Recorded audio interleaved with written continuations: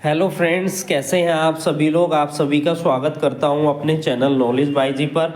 मैं हूं आपका दोस्त अमित कुमार और लेकर आया हूं आपके लिए इन्फॉर्मेटिव वीडियो। आज हम इस वीडियो में 15 इम्पोर्टेंट एमसीक्यू क्वेश्चंस को डिस्कस करने वाले हैं जो आपके हिंदू सक्सेशन एक्ट 1956 पर होने वाले हैं। अगर आपको किसी भी तरीके की कोई कंफ्यूजन आती है तो आप हमें कमेंट सेक्शन में कमेंट करके पूछ सकते हैं, या किसी टॉपिक पर आपको वीडियो बनवानी है, किसी टॉपिक को आपने समझना है, किसी और टॉपिक पर मैं एमसीक्यू आपके लिए लेकर आऊं और उनको समझाऊं, तो आप हमें कमेंट सेक्शन में कमेंट जरूर कीजिएगा। तो स्टार्ट करते हैं। सबसे पहला क्वेश्चन क्या है कि विच of the following is not a source of law under the Hindu succession act 1956। यानी इन सभी ऑप्शंस में से कौन सा सोर्स नहीं है, वो है हमारा डिवाइन लॉ। एक्सप्लेनेशन हम हिंदी में पढ़ते हुए चलेंगे ताकि आपको चीजें समझ में आ जाए। हिंदू उत्तराधिकारी अधिनियम 1956 एक वैदिक कानून है जिसका निर्माण विधायिका ने किया है, यानी जो लेजिस्लेचर है उन्होंने किया है।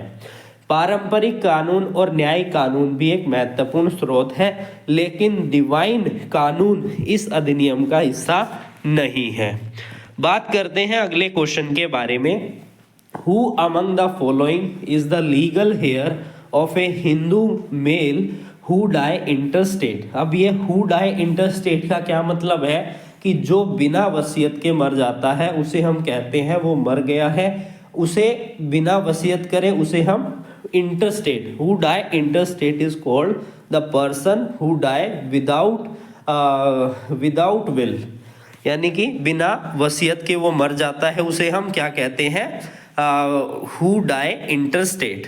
अब यहाँ पर बात की गई है इस क्वेश्चन में, who among the following is a legal heir. अब कौन कौन होंगे उसके उत्तराधिकारी। अब वो सब ये इन सभी ऑप्शंस में से वो होंगे, उसका ब्रदर होगा, वाइफ होंगी और मदर होगी। बात करें एक्सप्लेनेशन के बारे में, हिंदू उत्तराधिकारी अधिनियम 1954 के अनुसार जब एक हिंदू पुरुष बिना वसीयत के मर जाता है तो उसके कानूनी वारिस में पत्नी, माँ और भाई शामिल होते हैं। बात करते हैं अगले क्वेश्चन के बारे में। In the case of a Hindu female die intestate who will inherit her property. अगर फीमेल बिना वसीयत के मर जाती है तो उसकी प्रॉपर्टी के उत्तराधिकारी कौन होंगे, उसका बेटा होगा, उसका हस्बैंड होगा और उसकी बेटी होगी, उसकी डॉटर होगी। तो इसलिए डी ऑप्शन इसका बिल्कुल सही है। एक हिंदू महिला की संपत्ति यदि वसीयत के बिना मरती है तो यह उसके बच्चों यानी कि पुत्र और पुत्री और पति के द्वारा उत्तराधिकार की जाएगी, जैसा कि हिंदू उत्तराधिकारी अधिनियम 1956 के अनुसार है। बात करते हैं अगले क्वेश्चन के बारे में। Who is consider heir under the Hindu succession act 1956। अब हेयर टर्म का क्या मतलब होता है? A person who has a blood relation with the deceased. Second option है person who has been adopted, a person who has been legally designated in a will and all of the above. यानी कि इन सभी points को ही हम hairs कहेंगे, या तो blood relation में है, या एडॉप्शन यहाँ पर उसका किया गया है, या फिर विल के द्वारा उसे जो है उसमें हेयर बनाया गया है। हिंदू उत्तराधिकारी अधिनियम 1956 के तहत एक वारिस वह व्यक्ति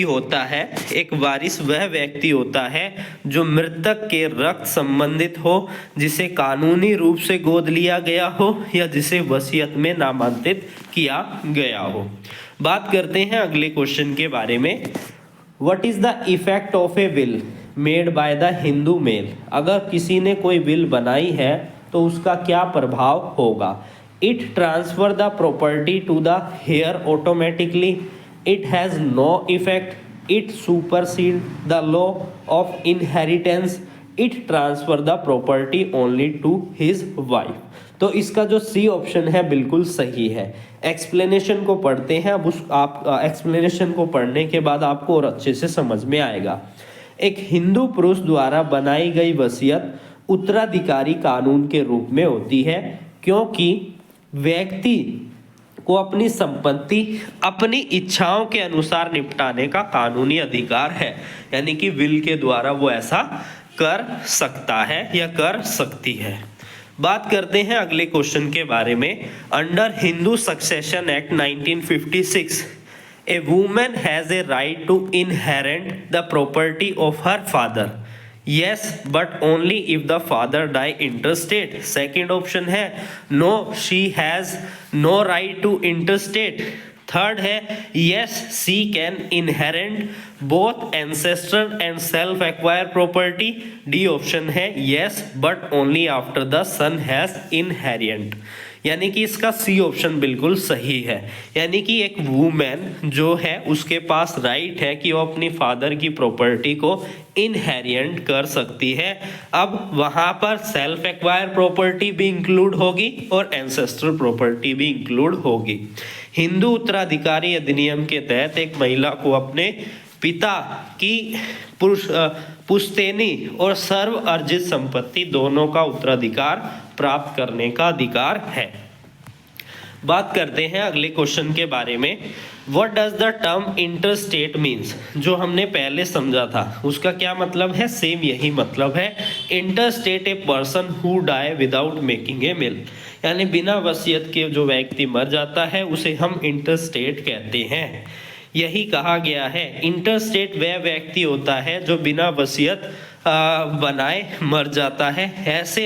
ऐसे मामलों में संपत्ति उत्तराधिकारी कानून के अनुसार वितरित की जाती है। बात करते हैं अगले क्वेश्चन के बारे में। Which of the following is not consider an heir under the Hindu law? यहाँ पर इन सभी ऑप्शंस के अनुसार कौन सा हेयर नहीं है, उत्तराधिकारी नहीं है? वाइफ है, सन है, डॉटर है, फादर फ्रेंड्स नहीं है।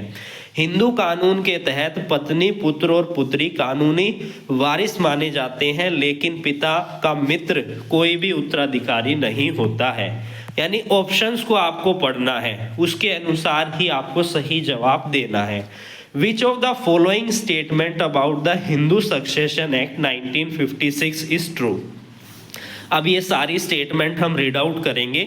पहला ऑप्शन क्या है? A Hindu female can not inherit ancestral property. Second option है a Hindu female can inherit both self acquire and ancestral property. Third option है a Hindu female inherit is limit to her husband property. D है a Hindu male has more right than the Hindu female under this act, यानी कि Hindu female can inherit both self acquired and ancestral property. Hindu उत्तराधिकारी अधिनियम 1954 के तहत हिंदू महिला को सव्य अर्जित और पुश्तैनी संपत्ति दोनों का उत्तराधिकार प्राप्त करने का अधिकार है, जैसा कि पुरुषों को होता है। सेम इक्वल राइट दिया गया है। और ये कब से दिया गया है? जब अमेंडमेंट हुई थी। कब अमेंडमेंट हुई थी? 205 में हुई थी। अगला क्वेश्चन क्या कहता है? विच of the following is A correct order of preference for the heir of the Hindu male? Son, daughter, father and wife is the correct order of preference of the heir of a Hindu male. Hindu उत्तराधिकारी अधिनियम के तहत एक हिंदू पुरुष के वारिस का प्राथमिकता क्रम इस प्रकार है: पुत्र, पुत्री, पिता और फिर पत्नी।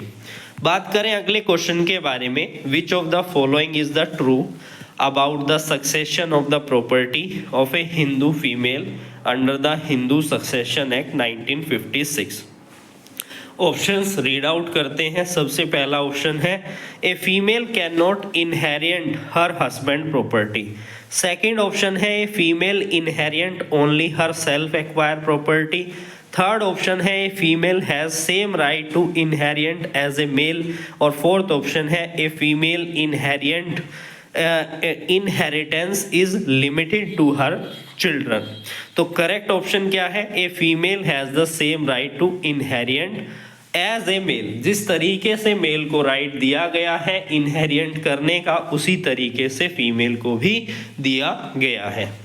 हिंदू उत्तराधिकारी अधिनियम के तहत एक महिला को संपत्ति विरासत में प्राप्त करने के लिए पुरुषों के समान अधिकार प्राप्त है, चाहे वह पुश्तैनी हो या फिर सर्व अर्जित प्रॉपर्टी हो। बात करते हैं अगले क्वेश्चन के बारे में। What is the meaning of a term stridhan, यानी स्त्रीधन जो कि स्त्री से बिलोंग करता है। The property inherited by a women from her parents. Second option है property a women acquired during her marriage. Third option है property gift to women during her marriage. And fourth option है property owned by a women before marriage, यानी कि जो gift के द्वारा दी जाती है मैरिज के दौरान, उसी को स्त्रीधन कहा जाता है। स्त्रीधन वह संपत्ति है जो एक महिला को उसकी शादी के समय दी जाती है, जैसे उपहार, दहेज और अन्य महिला की संपत्ति मानी जाती है, उसे स्त्रीधन कहा जाता है। बात करते हैं अगले क्वेश्चन के बारे में। Under the Hindu succession act 1956 which of the following relative is not include in class 1 heir of a Hindu male. अब इन सभी में से क्लास 1 हेयर में कौन इंक्लूड नहीं किया गया है? सन को इंक्लूड किया गया है, वाइफ को इंक्लूड किया गया है, डॉटर को इंक्लूड किया गया है, सिस्टर को इंक्लूड नहीं किया गया है। हिंदू उत्तराधिकारी अधिनियम के तहत एक हिंदू पुरुष के वर्ग एक के वारिसों में उसके पुत्र, पुत्री, पत्नी और मां शामिल है। वहाँ बहन को वर्ग एक के वारिस के रूप में शामिल नहीं किया गया है।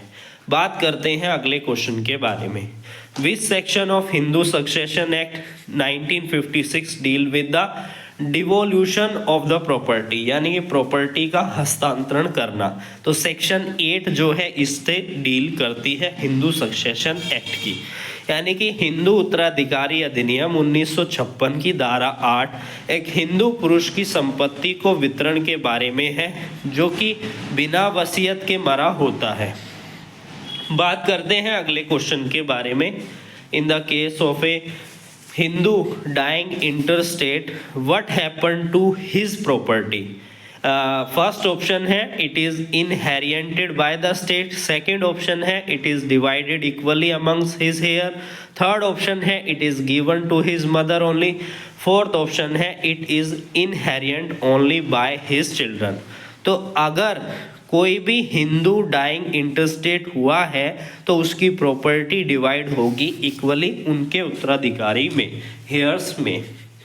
तो इसका जो करेक्ट ऑप्शन है वो बी है।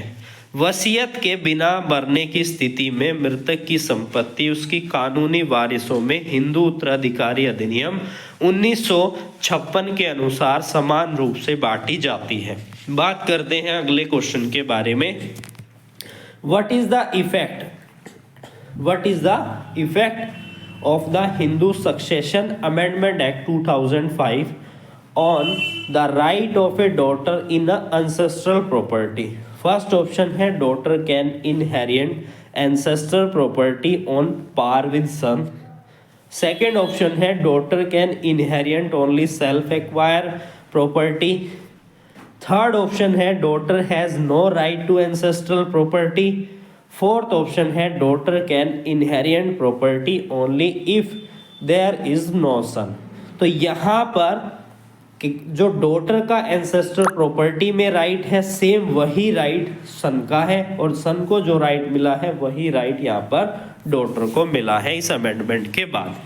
हिंदू उत्तराधिकारी अधिनियम 2005 के तहत बेटी को पुश्तैनी संपत्ति में पुत्रों के समान अधिकार मिले हैं, जैसा कि वह सहभागीदार यानी को पार्टनर बन जाती है। बात करते हैं अगले क्वेश्चन के बारे में। In which of the following case does a Hindu female has a right to dispose of property during his life time? First option है property inherited from her father, property inherited from her husband, stridhan and property inherited from her mother, यानी कि जो स्त्री धन है उसको वो किसी भी तरीके से इस्तेमाल कर सकती है, उसका निपटान किया जा सकता है। एक हिंदू महिला को अपने जीवन काल में स्त्री धन उपहार के रूप में प्राप्त संपत्ति को निपटाने का अधिकार है, क्योंकि इस पर उसका पूर्ण स्वामित्व होता है। वो किसी का उस पर कोई अधिकार नहीं होता है। बात करते हैं अगले क्वेश्चन के बारे में। Which of the following category of a Hindu inherited the property of a Hindu male under section number 8 of a Hindu succession act 1956, class 1 heir, class 2 heir, distant relation, only children. तो class 1 heir deal with section number 8 to inherit the property of a Hindu male, यानी Hindu mail को किस तरीके से property इनहेरिएंट की जाएगी, उसके उत्तराधिकारी कौन होंगे, क्लास 1 में बताया गया है। हिंदू उत्तराधिकारी अधिनियम 1956 की धारा 8 में वर्ग 1 के वारिसों के द्वारा संपत्ति के उत्तराधिकारी की बात की जाती है, जिसमें पुत्र, पुत्री, पत्नी और माँ शामिल है। बात करते हैं अगले क्वेश्चन के बारे में। What is the rule of devolution of property of a Hindu female who die intestate according to the Hindu succession act? Property pass to her class 1 heir. जब एक हिंदू महिला बिना वसीयत के मर जाती है तो उसकी संपत्ति उसके वर्ग 1 के वारिस पर चली जाती है, जिसमें उसके बच्चे, पति, माँ शामिल हैं। बात करते हैं अगले क्वेश्चन के बारे में। What happen to the property of a Hindu male if he die living only as daughter? अगर वो केवल अपनी डॉटर को ही छोड़ के गया है और मर गया है बिना वसीयत करे, तो किसको प्रॉपर्टी जाएगी? उसकी डॉटर को ही जाएगी। Property is inherited by the daughter. Hindu उत्तराधिकारी अधिनियम 1956 के अनुसार यदि एक हिंदू पुरुष केवल एक पुत्री छोड़कर मरता है तो पुत्री संपत्ति का उत्तराधिकार करती है। बात करते हैं अगले क्वेश्चन के बारे में। Who is not a class 1 heir under the Hindu succession act? इन सभी ऑप्शंस में से सन है, डॉटर है, वाइफ है, ग्रैंडफादर नहीं है। तो ग्रैंडफादर इसका करेक्ट आंसर है। हिंदू उत्तराधिकारी अधिनियम 1956 के तहत वर्ग 1 के वारिस में मृतक के पुत्र, पुत्री, पत्नी और माँ शामिल है। दादी वर्ग 1 के वारिस में नहीं आते हैं। बात करें अगले क्वेश्चन के बारे में, तो प्लीज़ पेशेंस बना के रखिएगा। आप डेली भी इस वीडियो को सुन रहे हैं तो आप कुछ ना कुछ अपने माइंड में जो है याद रख पाएंगे, कुछ क्वेश्चंस को याद रख पाएंगे, कुछ क्वेश्चंस को भूल जाएंगे। फिर आप एक बारी वीडियो को देखिए, कुछ क्वेश्चंस फिर से आपको याद आ जाएंगे। इसी तरीके से चीज़ें आपको रिपीट होती रहेंगी और चीज़ों को याद कर पाएंगे। बात करते हैं अगले क्वेश्चन के बारे में। Under the Hindu succession act 1956, who is entitled to the property of a Hindu female who die interstate and without leaving any children? यानी कि किसी भी चिल्ड्रन को उसने नहीं छोड़ा और वहाँ पर क्या हो गया, इंटरस्टेट उसने कर दिया। किसने? फीमेल ने। तो उसके हस्बैंड को जाएगी, ब्रदर को जाएगी और फादर को जाएगी, क्योंकि बच्चे तो है ही नहीं और ना ऑप्शंस में है। तो इसका जो डी ऑप्शन है बिल्कुल सही है। बात करें यदि एक हिंदू महिला बिना वसीयत के बिना किसी बच्चे के मर जाती है तो उसकी संपत्ति उसके पति, पिता और भाई द्वारा उत्तराधिकार की जा सकती है, जैसा कि हिंदू उत्तराधिकारी अधिनियम 1956 के अनुसार है। बात करते हैं अगले क्वेश्चन के बारे में। Under the Hindu succession act 1956, who is not a class 2 heir of a Hindu male? तो डॉटर नहीं है, डॉटर क्लास 1 में है, ब्रदर, नेफ्यू एंड अंकल। बात करते हैं अगले क्वेश्चन के बारे में। Which of the following is a copartner in the Hindu undivided family HUF under the Hindu succession act 1956? Son and daughter, यानी कि इसका जो डी ऑप्शन है बिल्कुल सही है। हिंदू उत्तराधिकारी संशोधन अधिनियम 2005 के तहत पुत्र पुत्री दोनों को हिंदू संयुक्त परिवार यानी HUF हिंदू अनडिवाइडेड फैमिली के सहभागीदारी माना जाता है, कोपार्टनरी माना जाता है, क्योंकि पहले केवल सन था और 2005 की अमेंडमेंट के बाद डॉटर को भी कोपार्टनरी के रूप में यहाँ पर माना जाने लगा। बात करते हैं अगले क्वेश्चन के बारे में। What is the concept of A self acquire property, यानी कि कोई भी प्रॉपर्टी जो वो सव्य अपने एफर्ट से अर्जित करता है उसे हम क्या कहते हैं, सेल्फ एक्वायर्ड प्रॉपर्टी कहते हैं। बात करते हैं अगले क्वेश्चन के बारे में। Who can claim a right to the ancestral property under Hindu succession act? Only son, only daughter, only father heir और सन और डॉटर। सन और डॉटर दोनों ही यहाँ पर एंसेस्ट्रल प्रॉपर्टी को उनके पास लेने का अधिकार है, उनके पास राइट है। 2005 के संशोधन के बाद पुत्र पुत्री दोनों को पुश्तैनी संपत्ति यानी एंसेस्ट्रल प्रॉपर्टी पर समान अधिकार प्राप्त है। बात करते हैं अगले क्वेश्चन के बारे में। What happen if a Hindu male die without a will and leave no children but has a wife? तो वाइफ ही जिसको छोड़ेगा, जिसके जो बच्चा जो पीछे रह गया है, जो भी कोई व्यक्ति मर जाता है किसी परिवार में, तो जो उसने उसके पीछे जो रिश्तेदार हैं, जो घर वाले हैं, जो फैमिली है, जिसमें से जो भी बचा है उसी को उसकी प्रॉपर्टी जो है इनहेरिएंट की जाएगी। बात करते हैं अगले क्वेश्चन के बारे में। Which of the following is a class 1 heir of a Hindu male according to the Hindu Succession Act? Grandfather, grandfather, brother, mother और uncle। तो mother is the correct answer। बात करते हैं अगले क्वेश्चन के बारे में। Under the Hindu Succession Act 1956, a female can inherit her husband property automatically if he die intestate. बात करते हैं अगले क्वेश्चन के बारे में। If a Hindu male die without leaving a will and has no class 1 heir who will inherit his property? अगर class 1 नहीं है तो क्लास 2 हो जाएगी। यदि एक हिंदू पुरुष बिना वसीयत के मरता है और उसके पास वर्ग 1 यानी क्लास 1 के वारिस नहीं होते, तो उसकी संपत्ति उसके क्लास 1 2 के वारिस जैसे कि भाई बहन अन्य रिश्तेदारों के द्वारा उत्तराधिकार किया जाएगा, यानी कि इनहेरिटेंस किया जाएगा। बात करते हैं अगले क्वेश्चन के बारे में। Which section of a Hindu succession act 1956 specifically deal with the right of a daughter in A ancestral property? तो सेक्शन नंबर 6 जो है इससे हमारी जो है डील करती है।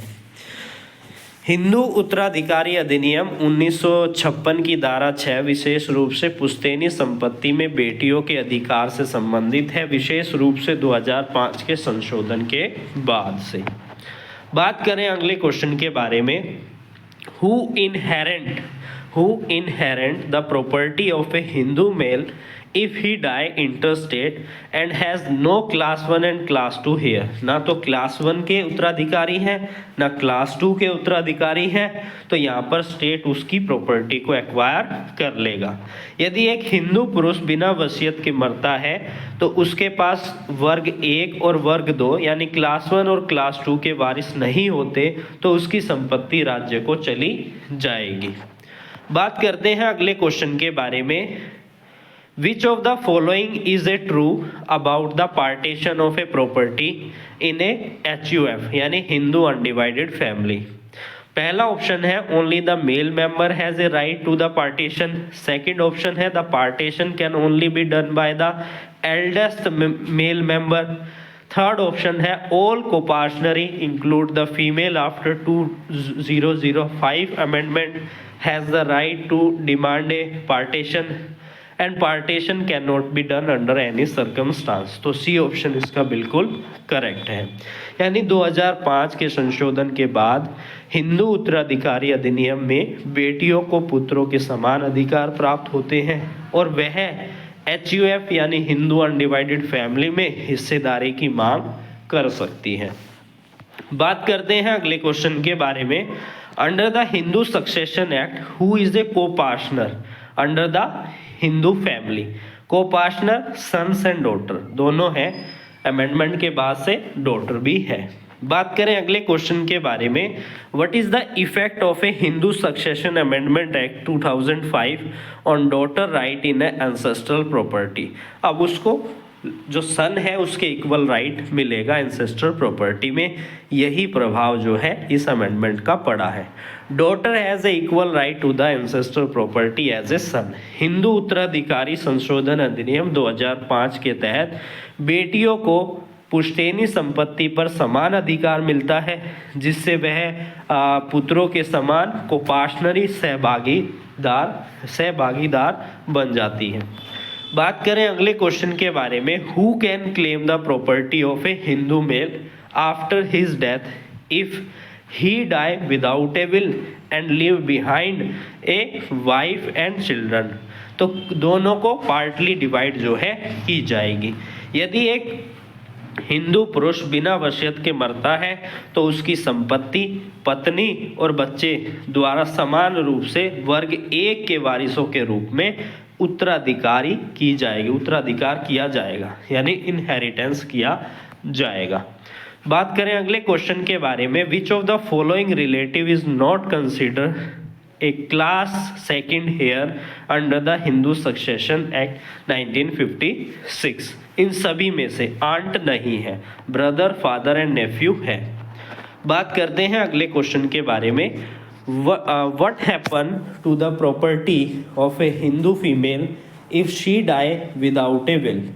Property is inherent by her first heirs। यानी कि अगर कोई भी फीमेल बिना विल के मर जाती है तो उसकी प्रॉपर्टी किस तरीके से होगी? क्लास 1 के जो उत्तराधिकारी हैं उनको क्या है जाएगी। एक्सप्लेनेशन क्या कहती है, यदि एक हिंदू महिला बिना वसीयत के मरती है तो उसकी संपत्ति वर्ग 1 यानी क्लास 1 के वारिस के द्वारा उत्तराधिकार की जाती है, जैसा कि उसके बच्चे, पति और माँ को। बात करते हैं अगले क्वेश्चन के बारे में, which section of Hindu succession act 1956 deal with the devolution of a property of a Hindu male dying intestate? Section number 8 जो है इससे हमारा डील करता है। सेक्शन नंबर 8 जो है इससे हमारा डील करता है। बात करते हैं अगले क्वेश्चन के बारे में, what is the effect of a Hindu succession act on the right of a widow to her deceased husband property? Widow can inherit the property of the husband. Hindu उत्तराधिकारी अधिनियम 1956 विधवा को अपने मृतक पति की संपत्ति का उत्तराधिकार करने का अधिकार प्रदान करते हैं, चाहे वह वर्ग 1 के वारिस के रूप में हो या फिर अधिनियम के तहत विशेष प्रावधान के द्वारा हो। बात करते हैं अगले क्वेश्चन के बारे में, which of the following property type can not B partition under Hindu law? Self acquire property हो सकती है, एंसेस्ट्रल हो सकती है, स्त्रीधन हो सकता है, और स्कार्टेड प्रॉपर्टी इसका मतलब होता है जो धर्म के लिए प्रॉपर्टी दी गई है। धार्मिक उद्देश्य के लिए समर्पित संपत्ति जैसे पवित्र संपत्ति हिंदू कानून के तहत विभाजित नहीं की जा सकती है। बात करते हैं अगले क्वेश्चन के बारे में, under the Hindu succession act 1956 who is the first in line to inherit a Hindu male property in case of a intestacy? Class 1 here is the first who take the inheritance of a Hindu male property। वर्ग 1 के वारिस जिसे पत्नी, पुत्र, पुत्री शामिल है, यदि एक हिंदू पुरुष बिना वसीयत के मरता है तो वह संपत्ति के पहले वारिस होते हैं। बात करते हैं अगले क्वेश्चन के बारे में, under the Hindu succession act 1956 who is not consider a class 1 heir? Son है, डॉटर है, वाइफ है, ग्रैंड मदर नहीं है। बात करते हैं अगले क्वेश्चन के बारे में, which is the effect of a Hindu succession amendment act 2005 on the right of a daughter in the ancestral property? Equal right होगा जैसा सन का राइट है। Daughter has a equal right to the ancestral property is the correct answer.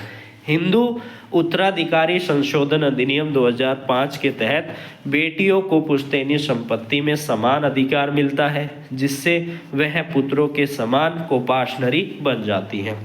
बात करते हैं अगले question के बारे में। Under the Hindu succession act 1956 what happen if a Hindu male die without leaving a will and has no class 1 heir, तो class 2 heir को चली जाएगी। बात करते हैं अगले क्वेश्चन के बारे में। Who inherit the property of Hindu female if she die interstate और लीव नो चाइल्ड। कोई बच्चा नहीं है, हस्बैंड को जाएगी, फादर को जाएगी, ब्रदर को जाएगी, तो इसका डी ऑप्शन जो है सही है। यदि एक हिंदू महिला बिना वसीयत के और बच्चे के बिना मर जाती है तो उसकी संपत्ति उसके पिता और भाई के द्वारा उत्तराधिकार किया जाता है, यानी इनहेरिटेंस किया जाता है। बात करते हैं अगले क्वेश्चन के बारे में। Under the Hindu succession act 1956 if a Hindu male die intestate and has a wife and children who will inherit his property, wife and children equally. यदि एक हिंदू पुरुष बिना वसीयत के मरता है तो उसकी संपत्ति पत्नी और बच्चे के द्वारा सामान्य रूप से वर्ग 1 यानी क्लास 1 के उत्तराधिकारी वारिस के रूप में उत्तराधिकारित किया जाता है। बात करते हैं अगले क्वेश्चन के बारे में। Who has a right to demand a partition in the Hindu undivided family, son and daughter, क्योंकि 2005 के बाद दोनों के पास ही यह अधिकार आ गया। सन के पास तो पहले से था ही, डॉटर के पास 2005 के बाद से आ गया। बात करते हैं अगले क्वेश्चन के बारे में। Which of the following property type is subject to the right of a partition under the Hindu succession act. Ancestral property को पार्टीशन करने का राइट होता है, यानी कि हिंदी में एक्सप्लेनेशन क्या कह रही है। हिंदू कानून के तहत पुश्तैनी संपत्ति को कोपाशनरी में विभाजित किया जाता है, लेकिन सव्य अर्जित संपत्ति विभाजित के अधीन नहीं होती है जब तक कि मालिक ऐसा ना करे, यानी कि जिसने उस प्रॉपर्टी को एक्वायर किया है। बात करते हैं अगले और लास्ट क्वेश्चन के बारे में। Under the Hindu succession act 1956 who can claim the property of a Hindu male if he die without leaving a will and has no class 1 hair but has a class 2 hair। तो class 2 hair है तो class 2 को जाएगी, तो यही इसका सही जवाब है। तो फिर मिलेंगे नई वीडियो, नए क्वेश्चंस और नए टॉपिक के साथ।